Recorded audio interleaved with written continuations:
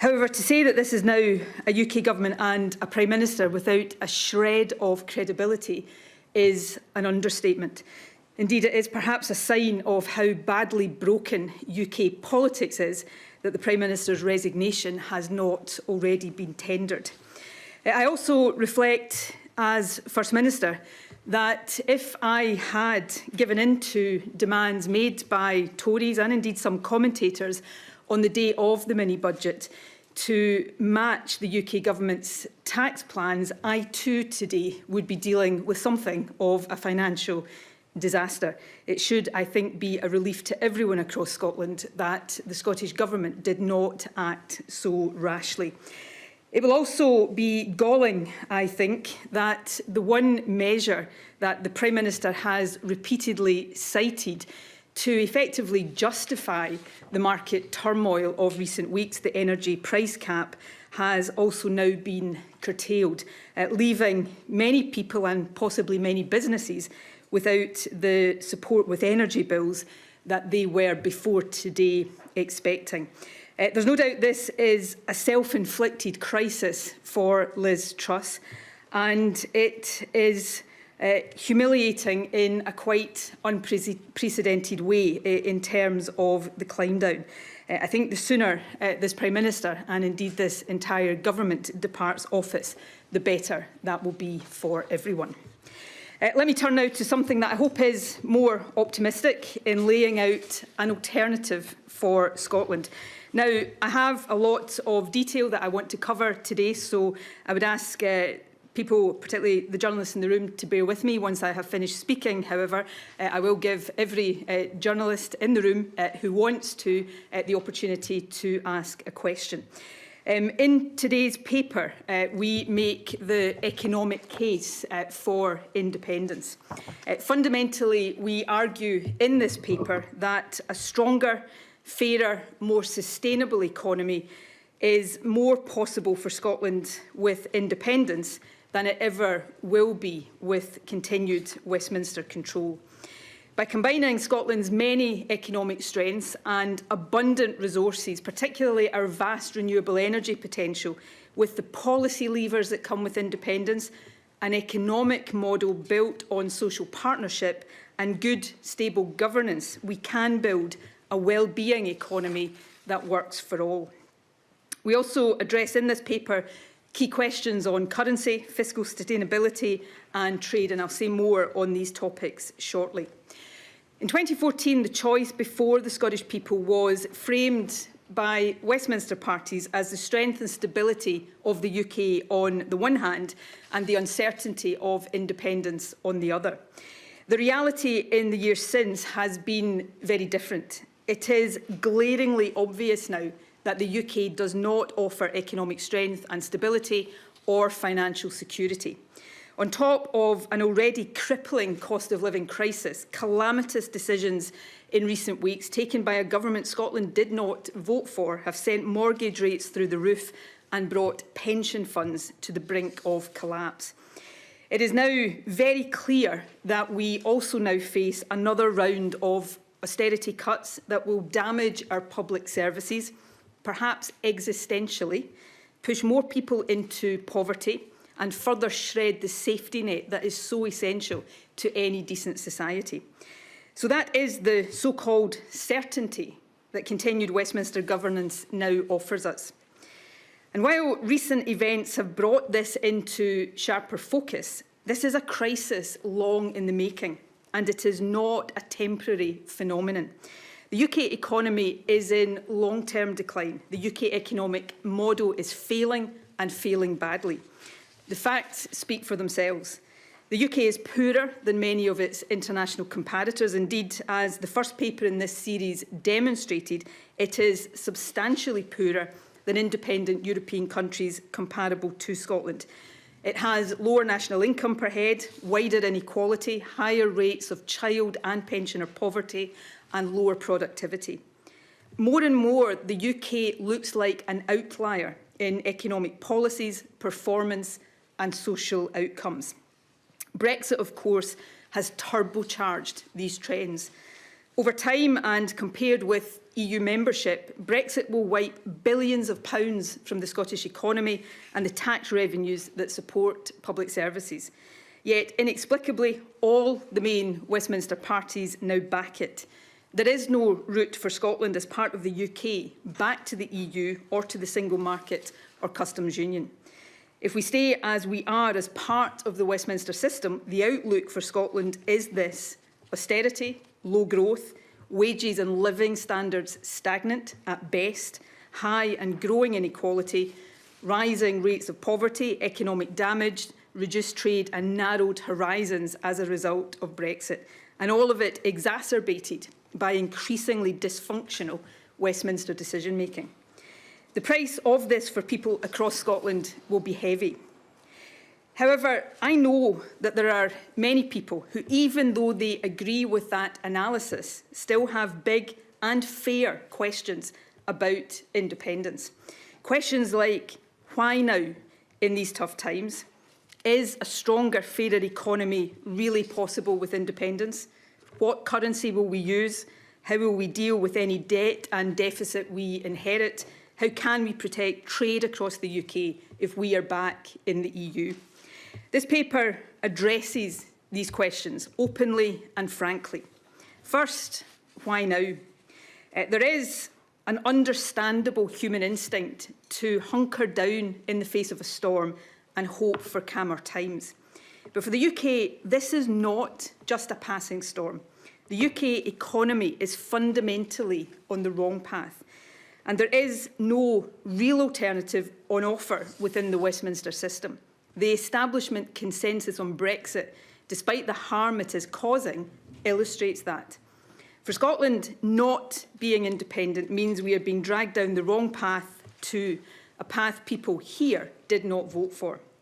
To build a more stable, sustainable economy with fairness and human well-being at heart, independence is essential.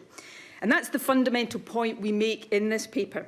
Independence is not an abstract argument separate from people's daily lives. It has at its heart the ambition, and crucially, it equips us with the essential tools to build a fairer, wealthier, greener, happier country. I know, however, that it's not enough to show that the UK economic model is failing, even though it demonstrably is. We must demonstrate that independence offers a better alternative. Now, independence is not a miracle cure. There are no guarantees of economic success for any country. For Scotland, like every other independent nation, our success will depend on the quality of the decisions we take. It will be hard work. But this paper sets out the reasons for believing that we can succeed. After all, we know that for other independent countries of our size or smaller, independence already works. Why would it not for Scotland, especially as we have so many economic strengths that many of them don't? Vast renewable energy resources, internationally competitive industries from food and drink to technology, from tourism to life sciences and the space sector, more world-class universities proportionately than almost any other country on the planet, a creative, skilled and highly educated population. The policy tools we get with independence will allow us to make the most of these strengths. As in any democracy, different governments will make different choices. But in this paper, we set out some of the opportunities that the economic powers of independence will open for us.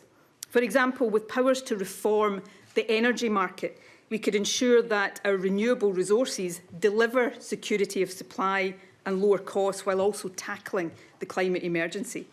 We could ensure fairer work, European-style labour market policies in place of Westminster anti-trade union laws can bring government, business and trade unions together in a social partnership underpinned by greater worker involvement and stronger collective bargaining.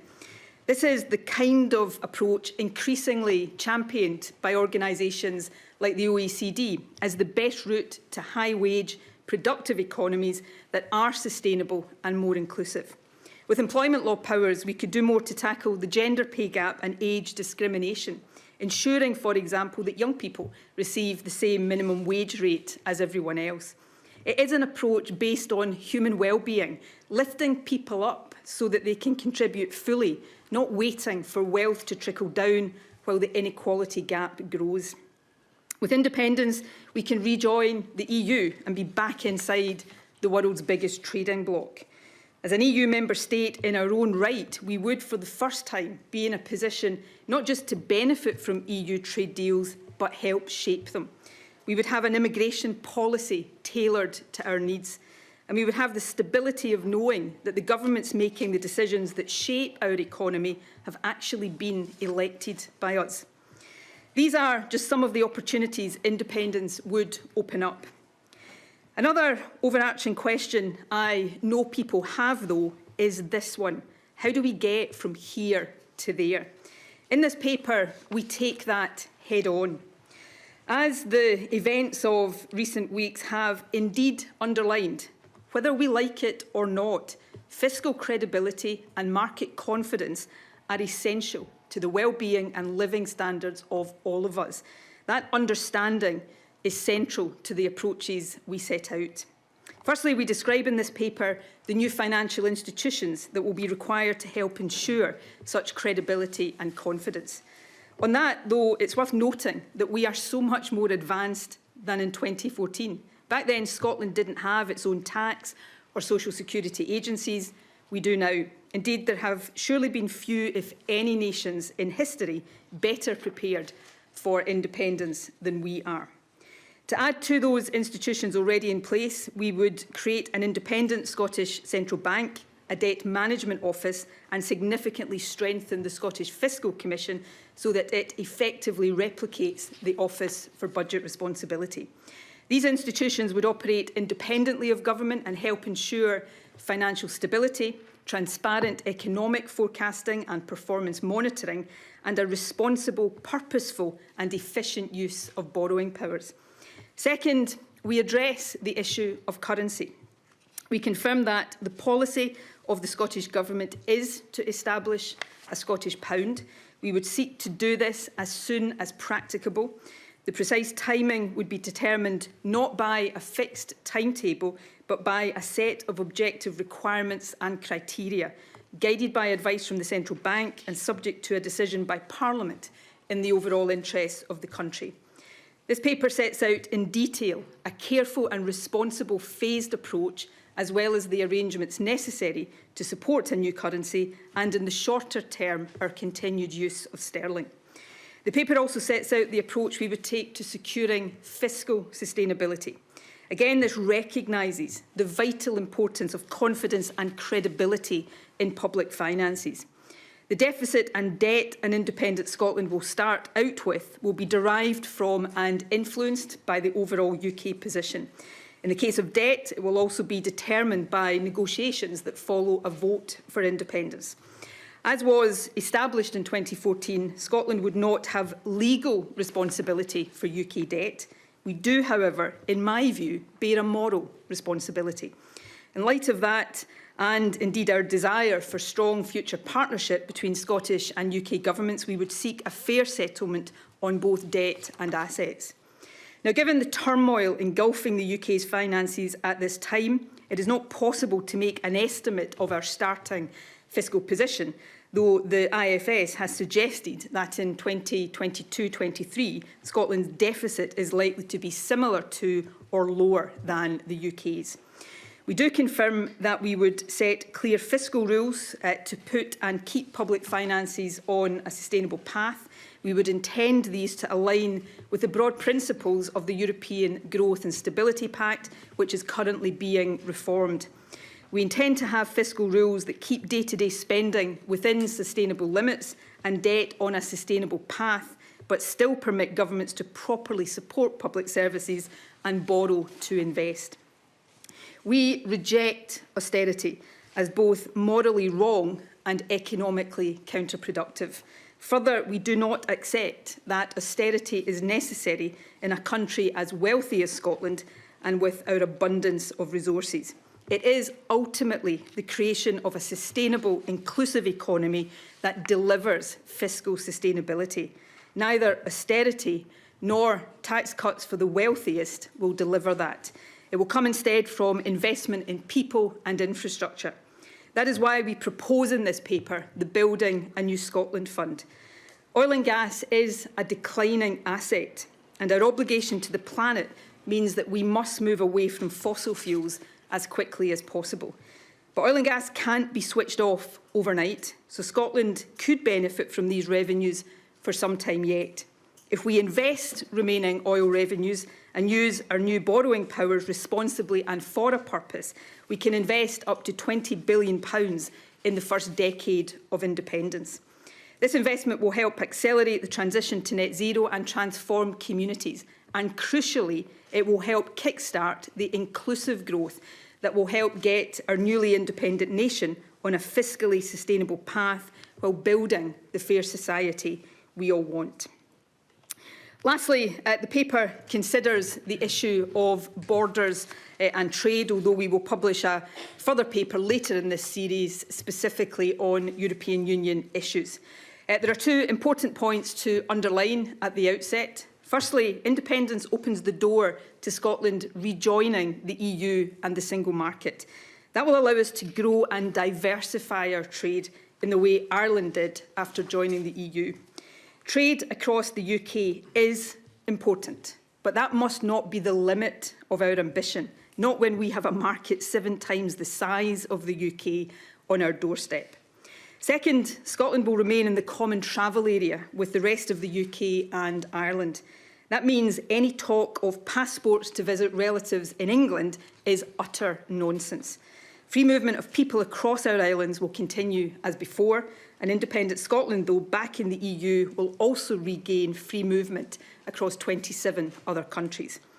What Brexit does mean, though, when Scotland returns to the EU, is that border arrangements will be required to ensure continued trade in goods and services across the UK. None of this is insurmountable, but it does require proper planning. Most of Scotland's trade with the rest of the UK is in services, and we set out the arrangements that will need to be in place to ensure that continues. As far as manufactured goods are concerned, the things that actually physically cross borders, we actually export more to the rest of the world than to the rest of the UK. Nevertheless, we set out here the mechanisms by which necessary checks can be carried out in a way that allows smooth trade to continue and makes clear that we would provide support to traders to adapt. It is important to note that for the purposes of this paper, we assume that the UK-EU relationship will be governed in the longer term by the current trade and cooperation agreement. However, over time, it is possible that economic reality, if not common sense, will lead the UK to greater alignment with the single market and to agreements that reduce the requirement for checks. Now, in the time available to me today, and thank you for bearing with me, I've only been able to summarise this paper. I encourage everyone with an interest to read it in full. It can be accessed at gov.scot/New Scotland. In the coming weeks and months, we will publish further papers on EU membership, energy, pensions and social security, for example. Today, though, marks a milestone in the conversation about how we can build a better Scotland. And that kind of optimism, I think, is very necessary at this time. There can't be many, if any, who look at Westminster right now and think that this is as good as it gets.